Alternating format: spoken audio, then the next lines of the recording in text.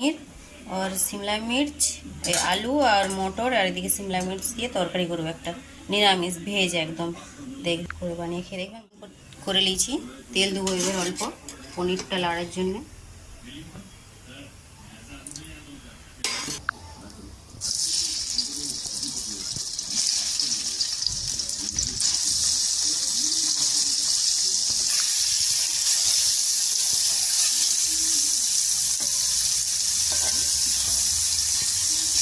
আমাদের পনিরটা লাড়া হয়ে গেছে, আমি এবার নামিয়ে দেবো।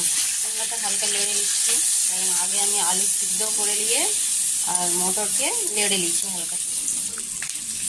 হ্যালো বন্ধুরা, আমি কড়াই তেল দিয়ে দিচ্ছি, একটা তেজপাতা দিলাম,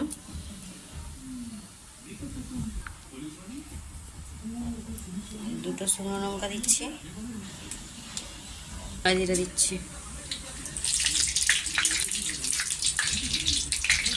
জিরা বেটে রাখছিলাম দেখি।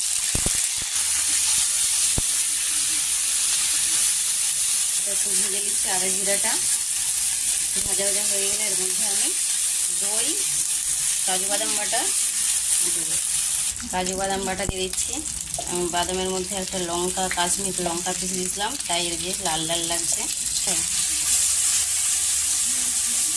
এবারে এটা আমি একটু হলুদ লঙ্কা গুঁড়ো দিচ্ছি, পরিমাণ মতন লঙ্কা,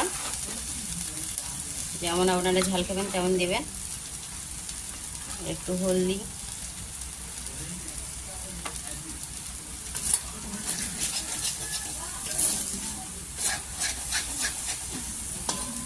দই দিয়ে দিচ্ছি।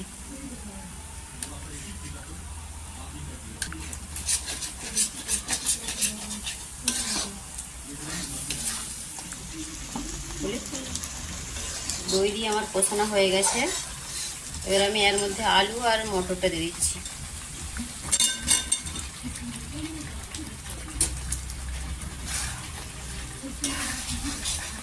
আমার কষানো হয়ে গেছে আমার আলু আর মটরটা, এর মধ্যে আমি পনির আর শিমলা মির্চটা দিয়ে দিচ্ছি।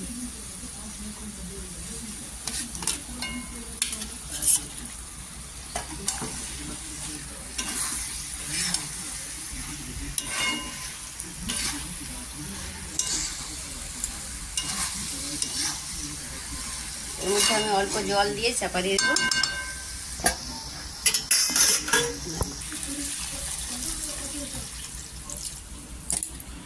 আমাদের একটু রস রস থাকবে, কারণ ভাত দিয়ে খাবো তো। একটু ফুটে গেলেই হয়ে যাবে। আমাদের তরকারিটা হয়ে গেছে, একটু গরম মশলা দিয়ে নামিয়ে নেবো।